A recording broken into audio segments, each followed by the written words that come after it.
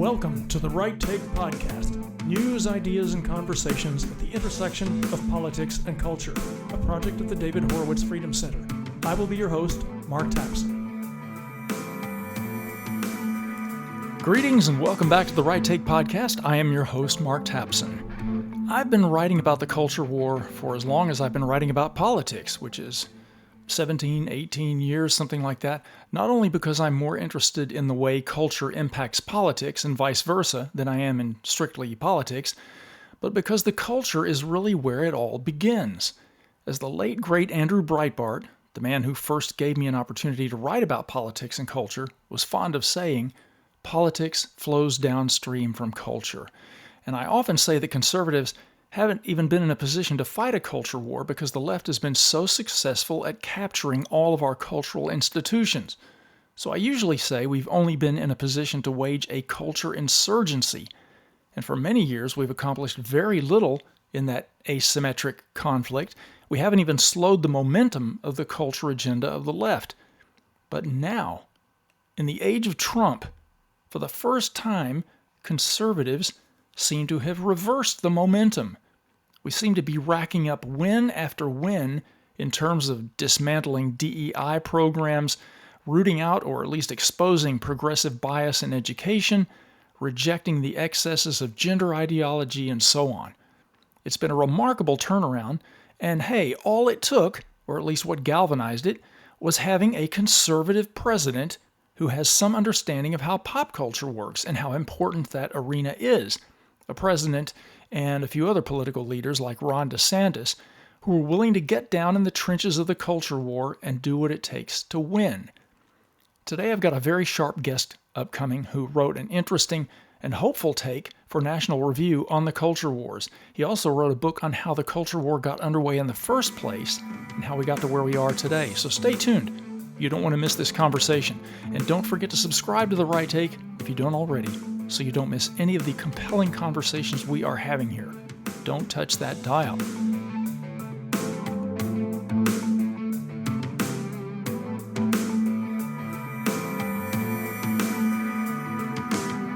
My guest today at the intersection of politics and culture is a senior fellow at the Ethics and Public Policy Center and a contributing editor at National Review. He has taught at Harvard and University of Chicago, and he's the author of Radical in Chief, Barack Obama and the Untold Story of American Socialism, and Spreading the Wealth, How Obama is Robbing the Suburbs to Pay for the Cities.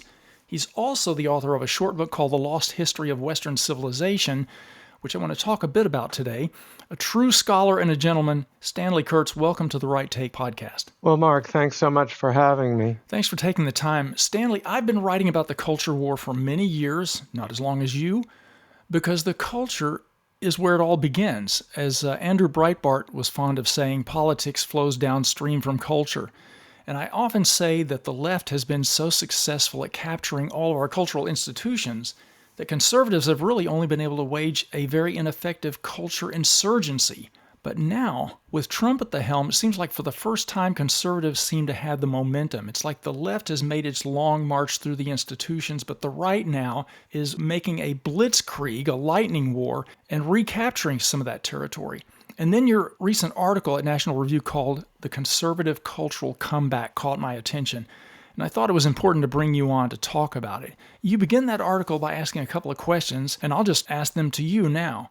Is wokeness dying? And are conservatives actually winning the culture wars? Well, thanks, Mark. Yes, those are the questions, and they're in the air, just as you've been feeling them. And I basically tried to think out the very difficult answers to those questions. And I began with a kind of thought experiment, which I think is perfectly plausible, not something that certainly will happen, but that could happen. I said to myself, what would happen if Republicans were to win two successive terms of the presidency after President Trump? You know, that obviously is not guaranteed, but it certainly could happen. If that were to happen, you'd have, by the end of it, you'd have almost certainly an 8-1 conservative majority on the Supreme Court, 8-1.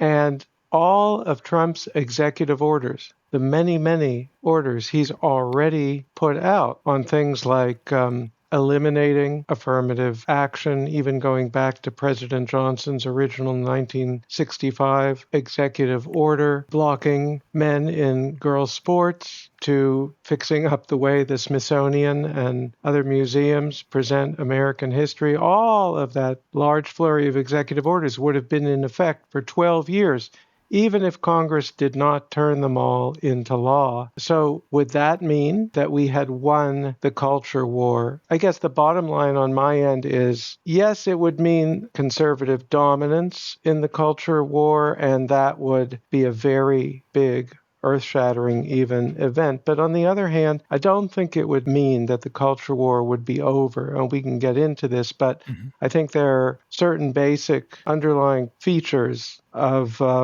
American life right now that mean we're going to be having a culture war for a very long time, as far as the eye can see. So I don't think the culture wars will end, and we can talk about why I think that's the case. Yeah, I'm literally praying for 8 years of J.D. Vance after Trump, partly because I have a man crush on Vance. But as you note in your article, the radicals of the 1960s completed their long march through the institutions right under the noses of the center-right political class. And you ask in the piece, why would there be any reason to expect a different outcome this time? So are conservatives reclaiming some cultural dominance, but only unwittingly setting ourselves up to be subverted again? Right. I think there's truth on both sides of that argument. Going back to your first point, it is absolutely true that although we had center-right presidencies from Richard Nixon right through George W. Bush, and by that I mean that even Jimmy Carter was relatively toward the center for a Democrat. And Bill Clinton, of course, is famous for having launched a kind of centrist Democratic position, although Hillary tended to pull him further to the left. But we've had a long streak during which people, I think, rightly said America is a center-right country. And yet, during all those decades, that is when political correctness rose. That is when the left conducted its long march through the institutions. That is when the left took control of the culture war. So just because President Trump is in office now, and just because, say, J.D. Vance may have 2 terms after, why would any of that change? And I think there is a reason to think that it would change, because when you go back and look at those earlier presidencies, even Ronald Reagan did not focus on reversing the culture war. It's true that under Reagan and then H.W. Bush, you had William Bennett and then Lynn Cheney doing a wonderful, even heroic job of fighting the culture war rhetorically, opposing the elimination of the Western civilization requirement at Stanford and many other issues. And that was very important to the culture, I think. But ultimately, it failed to stop the long march of the left. And already, in just 6 months, President Trump has negated, as I mentioned, President Johnson's original 1965 executive order authorizing affirmative action, which even Ronald Reagan did not negate. There were people in his administration that wanted to. He considered it, but in the end, he kind of backed down. And already President Trump has tied federal aid to higher education to a program of conservative reform. And not a single Republican president did that in decades. So on the one hand, I think that at this moment, President Trump's actions, which are thrilling the conservative base, has transformed the party going forward, and that presidents from now on who are Republican are going to fight these cultural battles in a way that we've never fought them prior to President Trump. And I think that means that political dominance now means much more than it meant in those past decades. But at the same time, I will say again, I think there's some underlying social arrangements that we're living through in this modern, or maybe could call it postmodern era, that mean that the forces behind the left side of the culture war are not going to be completely defeated anytime soon. So it's going to move back and forth, the culture war, but perhaps with conservative dominance. Perhaps we'll be at least winning, relatively speaking, for a couple of decades. That could happen, and it hasn't happened up to now. Yes. Let's back up in history a little bit. The left is known for almost 100 years how crucial an arena culture is, going all the way back to the Frankfurt School of Intellectuals, the cultural Marxists of the 20s and 30s and 40s, and they've been working assiduously since then to dominate that battleground. Why is it taking conservatives so long to recognize the significance of the culture and to start doing something about it? That's a great question. I think that the reluctance of Republicans to fight the culture war, I mean Republican political office holders, has been immensely frustrating for decades. I think there are a number of causes. I think that many Republican politicians and Republican donors tend to be in business.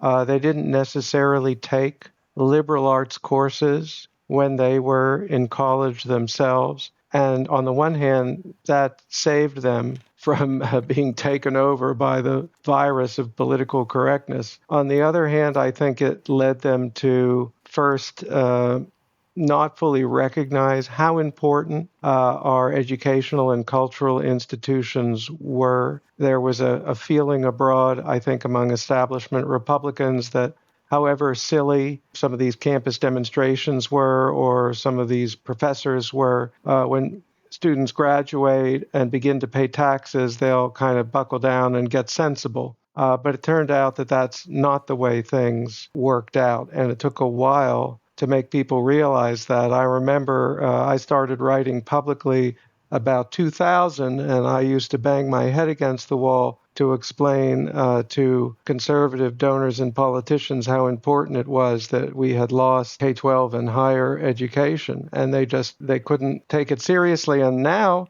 for the last few years, since the George Floyd and all of that, they come to me and say, Stanley, what can we do? How can we fix this? So I think something big happened when all of the woke stuff spilled out of the academy and came into the businesses, into the human relations offices of businesses. And then what people like me learned from a life in higher education became real to ordinary people out in the workaday world. And that's what has really turned the corner. Yeah. And also, I think one of the things that conservatives have done to push back is wielding the levers of federal power. You pointed out in your article, in fact, that under Trump, the levers of federal power have been used across the entire range of culture war issues, sometimes for the very first time on behalf of conservative goals. And as the activist Chris Rufo argues, conservatives who generally are rather opposed on principle to wielding federal power, they're going to have to get comfortable doing that in order to win and keep winning the culture war. Would you agree with that? I do. I mean, I myself am torn on that. I certainly want much more involvement by all levels of government in the cultural battles than we've seen up to now. And in that sense, I've been very frustrated, as you have, I'm sure, by the Republican establishment. At the same time, I do greatly value federalism, and there are important issues, especially in education and in other areas as well, that I think are fundamentally should remain responsibilities of the state. And we have to remember that that's not just some kind of overly cautious adherence to principle. In a very concrete way, I think the conservative strength in the battle over schools lies with parents, and parents have the most power at the local level. And the further away you get from parents, even though we happen to have the presidency now, the more likely it is that education bureaucrats, even in red states, still tend to move to the left. And if the Democrats get in control, they will try to nationalize education and push it to the left. And actually, I think in a very concrete way, politically and strategically, the conservative strength is through local control. But having said that, I broadly agree with you that the Republican Party has been way too shy about exercising its power. For example, I do a lot of model legislation on education, and one of my most ambitious pieces of legislation is based on the power that state legislatures have to require courses for graduation at public universities. You can transform public universities by carefully thought through use of that power. And I have a model legislation called the General Education Act, a version of which has just passed in Utah, that will truly transform public universities there. And it all comes from using a power which we have a lot of historical precedent for and which is perfectly legitimate on the state level. These states created public universities and they legitimately can exercise a great deal of control over them, but they've been reluctant to do so. So I think that sort of thing needs to be pushed to the nth degree. And what about contemporary or recent cultural controversies like mass immigration and defunding the police and gender ideology? Those issues weren't originally part of the culture war battlegrounds. How have these recent developments altered the face or the direction of the culture war, do you think? Well, that's a great question. And I do think that one of the reasons conservatives are either winning or just totally reversing the momentum of the culture war is that some of the original issues like abortion and gay marriage or gay partnerships and school choice have now been supplemented by issues that would have been hard to even imagine back when the culture war began in the 80s and early 90s. This idea that crime should not be punished, basically, that you should let, shoplifting go unpunished, which is just shocking. But in California, broadly speaking, that's their policy, or that you should have open borders. Of course, immigration's been an issue for a long time, but the idea that you should have open borders and that anything less than that is a moral abomination, and the hostility to fossil fuels, the attempt really to destroy fossil fuels, which is economically insane, that has become a huge cultural issue. And these are all issues on which conservatives and Republicans are basically winning.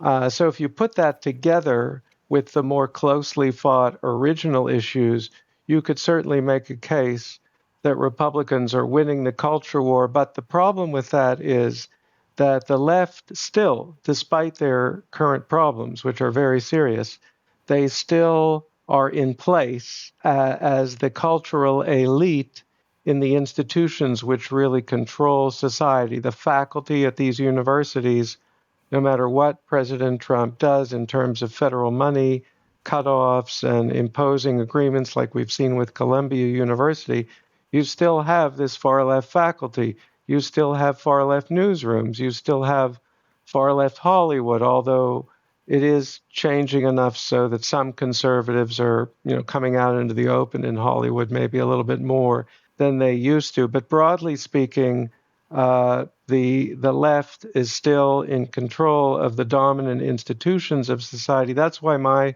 feeling is that if you have to call it, I would say the culture war is tied. Yeah.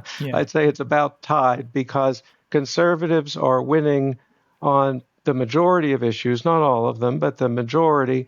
But the left still has this root of cultural power. And there's one other critical factor that I go into in the article, and that is that after the sexual revolution and with the extended period of education that we now have as preparation for many jobs, we're seeing between the 1950s and the present day, the age of first marriage, the median age of first marriage, has crept up from about 20 for women to about 28. For men, it's a year or two higher. And then it's even higher for college, as you would think, for highly educated people, which makes up the bulk of the Democratic Party. And so when you spend a good a decade or more, substantially more,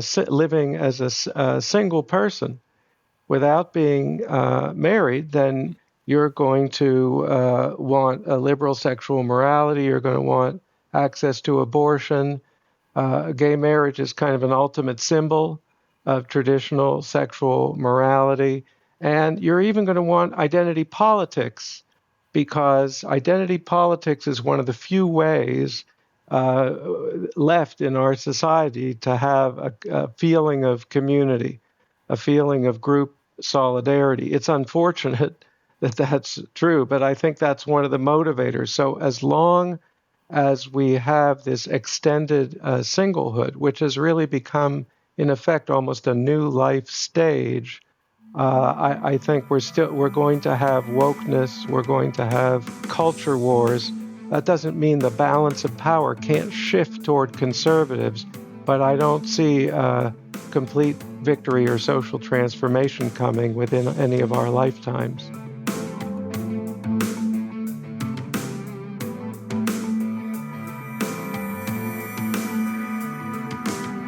Yeah, I think you just anticipated my next question, which was about another quote that I wanted to pull from your article, which has so many great ideas in it. I'm just going to keep plucking quotes and asking you about them. You note in the article that the most important bulwark of leftist cultural power is rarely remarked upon. The true secret of the culture war, you write, is its grounding in the way that we live. And I think you just alluded to that when you talked about that lifestyle of extended singlehood and some of the left-leaning lifestyle requirements that go along with that. Could you elaborate on that a little bit more about the true secret of the culture war being in the way that we live?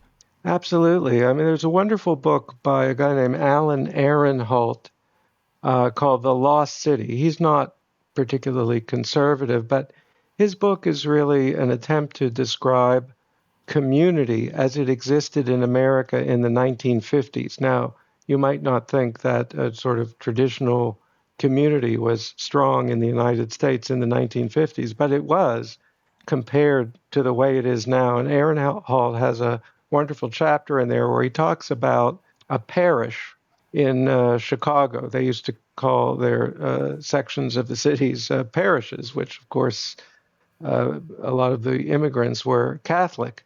And basically, you had a lot of families living in row houses, and the men all were working in the factory, and the women were at home watching the kids. And there was a real sense of community there, such that the kids would play in the alleyways behind the roadhouses. And it was understood that parents could discipline even other children if the kids had moved up to your end of the alleyway. And if someone started playing around on his wife or whatever, people would in the community would sort of talk to him and try to settle him down. If that didn't work, they would go to the parish priest who knew all of these families, and they knew him. That's a community, and that's the kind of social situation that is needed to sustain traditional morality. And also, if you just think about the symbolism of religion, the core symbolism of Christianity is of sacrifice. Sacrifice, and what people would do there would be in that community was to sacrifice themselves for other people in their communities and their families. And what meaning does all of that have to individuals who are sort of living in the city alone and single for 10 years, and they entertain themselves by, I don't know what they do now, but going to the disco is what they might have done before, and having a hookup culture there. It's obviously that's going to be connected to the culture wars that have really came in the 1960s, and I don't see any imminent change in the lifestyle. I'm not saying that young single people can't become traditional or conservative or religious, but I think there's without a fundamental change in lifestyle, you're still going to have a large cohort of people who are going to embrace the values of the left side of the culture war. And so the battle will go on. Yeah. And one of the upsides for conservatives is, as you point out in the article, the left provides no true alternative social template. Over time, their cultural solutions always collapse. Isn't that right? Absolutely. So that someone could say, I think, make a good argument that, well, we're never going to go back to the 50s. We're never going to go back to the world that Alan Ehrenhold described. Women are in the workforce and things are just going to be different. But you could equally turn to the left and say, well, what is your alternative? What have you got to offer in the way of an actual alternative social reality? If you go back to the 60s, you'll see that, the hippie communes, they all collapsed. They collapsed because the young people in those communes wanted absolute equality, and they also wanted absolute freedom. And they couldn't really have both. And that contradiction destroyed the communes by causing all sorts of arguments. And then the SDS, like the left during the French Revolution, the SDS in the 60s sort of got Yeah. more and more extreme and collapsed into these warring factions, and the whole thing fell apart. And then you had the people who tuned in, turned on, and dropped out, and they basically burned out from too much drugs. Now, if you go to what happened after George Floyd, they had in Seattle, and then I think in Portland as well, they had these autonomous zones that really collapsed in anarchy when they actually had people patrolling those areas with guns. But pretty soon people started dying, and the whole thing collapsed. And they had to bring the police back. Black Lives Matter had all of these corruption scandals, and we're still living with the collapse, slow motion collapse of our cities from that impulse to abolish the police and not enforce crime. So you've got this situation where things have changed in a way that make it hard to imagine going back to the 50s, but simultaneously, the left really only offers criticism. They don't offer a viable alternative way of life. And I think for a long time, we're going to be caught in the back and forth between those two sides. But again, that doesn't mean that the conservatives might not gain much greater dominance, like that thought experiment where we, say, get two terms of J.D. Vance. Yes. Let's return to the origin of the culture war. I want to get to your book, The Lost History of Western Civilization, which kind of ties into or sort of leads into the article that we've been discussing. The book that you wrote back in 2020, The Lost History of Western Civilization, you begin that by referring to the infamous incident back in 1987, which I remember well, actually, when Jesse Jackson led students at Stanford University in chants of, hey ho, Western Civ has got to go. And you kind of trace from that point as more or less the beginning, or maybe at least maybe the most explicit, direct opening salvo of the culture war. Is that right? Yes, I think that was a crucial origin point. And if you think about it, Jesse Jackson at that time, he made two presidential runs. I think the first one in 1984 and then one in 1988. And really what he was doing at Stanford there was kind of stirring up support for his presidential run. The Stanford people who wanted to eliminate Western Civ were called the Stanford Rainbow Coalition. And that was also the name of Jesse Jackson's thing. And at the time, Jesse Jackson was kind of marginal to the Democratic Party. He had to be accommodated. He made some very powerful speeches at the two Democratic conventions he was at, but he didn't really expect to get the nomination. He was really imagining that he would have more leverage. He wanted to have leverage for his side. But at that time, the Democrats were focused on economics. Of course, James Carville famously said it's the economy, stupid. And there were a lot of liberals who wanted to focus on economics, and they didn't want all of this multiculturalism that Jesse Jackson was talking about. They thought that would alienate the working class. So on the one hand, we've got, say, Pat Buchanan on the Republican side, who was kind of marginal to the establishment, H.W. Bush, but who was very much into fighting these culture war issues. And then we have Jesse Jackson. And I think over time, each party has been taken over by these cultural issues and their own establishments pushed out because the culture war kind of became American politics. But what I did in that book was to look at a little bit of a different aspect of the Stanford battle than most people have looked at, because there was an intellectual justification that the professors gave who wanted to eliminate the Western Civ requirement. They all they hung their hats on an article by a guy named Gilbert Allardyce, who claimed that the whole idea of Western civilization was a late invention. It was just created just after during World War I to kind of dupe young American boys into going and fighting in World War I for Europe. And that prior to that, there was no real idea of Western Civ in the United States. Colleges didn't teach about it. And this is an example of deconstructionist history. This wave of deconstructionism has moved into academia, which basically goes after any idea of Americanness or Westernness, any hint of cultural unity, of something we can be proud of and rally around, and they try to debunk it and Yes. deconstruct it. And I basically said, well, these people are never critically examined themselves. And I looked at the arguments that Western Civ is all an invention, and I said they're all bogus. And I Yeah. go through a lot of time and effort to show basically that this is nonsense, that Americans have been studying Western Civ since before the United States existed. Now, it wasn't called Western civilization. In the earlier times, it was called European civilization. It's not very different.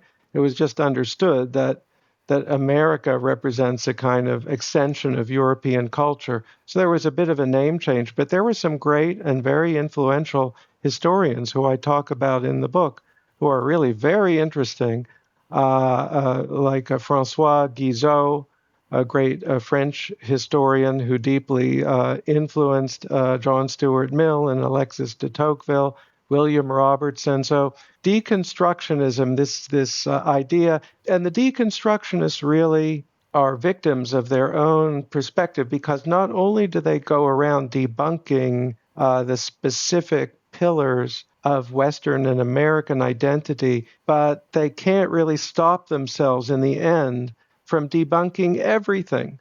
And this goes back to our point about the 60s not really providing, or the left in general, not providing a real alternative.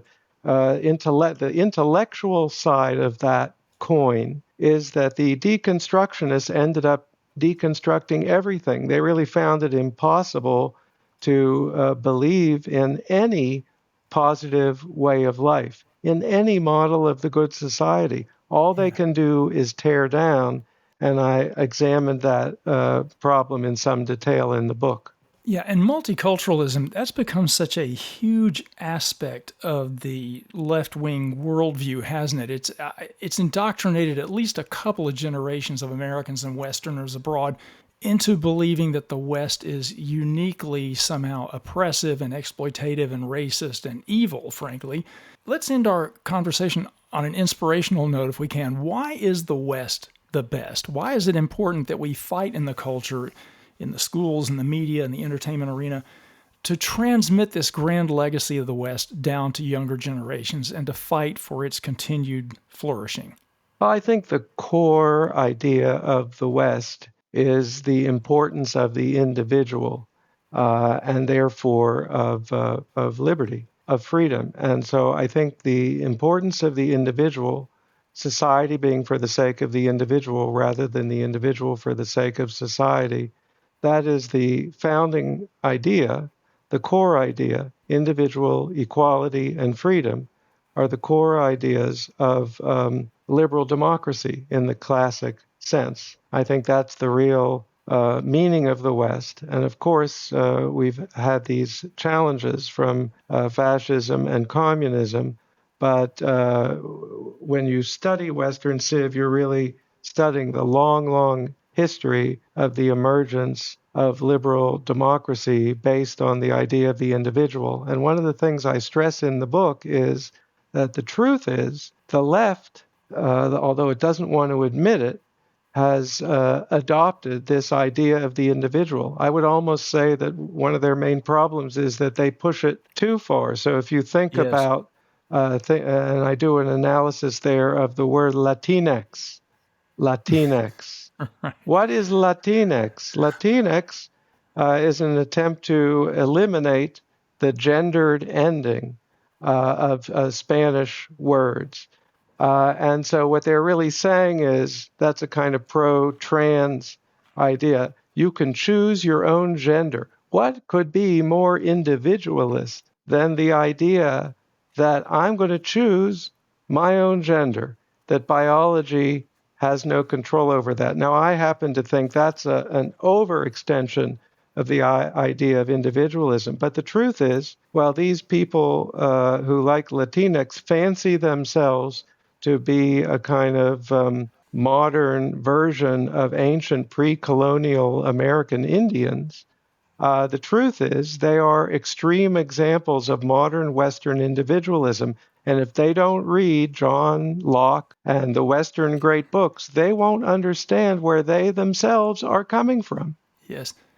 And what do you say to those people on the left or even on the right who associate Western civilization with white identity politics? Well, I think that's a bogus argument, brought by the other side. And I've just, in a sense, made the case to refute that because, again, any group, any ethnic group, it's almost impossible to imagine that any ethnic or racial minority at a contemporary American university isn't essentially a modern Western individualist. They really couldn't function very well at the university if they weren't already assimilated into Western liberal modernity in that sense. And so, again, we all share this across racial and ethnic boundaries. And so, if you stop yourself from understanding the legacy of the West's great books and of liberal democracy, which is founded on these ideas, you are preventing yourself from understanding yourself, and regardless of your skin color or ethnicity. And this is the great error of the left. Yes. Stanley, dare I ask if you have a new book somewhere on the horizon? You can ask. I don't. This piece that you have invited me here to talk about is a more ambitious than usual piece, and I suppose I could try to write a book about the culture war, and I am sort of trying to think more deeply about it by reading up on the history of the culture war. I suppose a book could come out of that, but the fact of the matter is, in the last few years, I have focused my work on actually fighting the culture war. So as Yeah.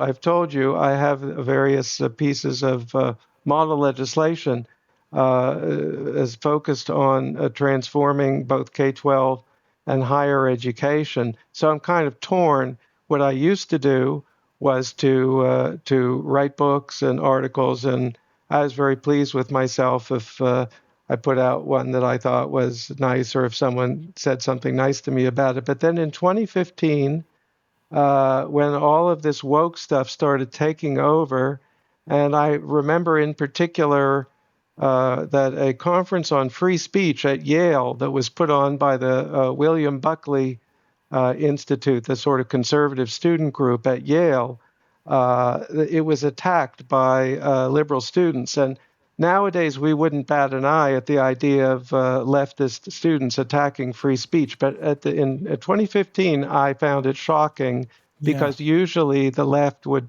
at least pretend that they were in favor of free speech. So when that happened, I said to myself, I've written on these higher ed issues for 15 years, and I haven't made a damn bit of difference. It's getting Mm. worse, not better.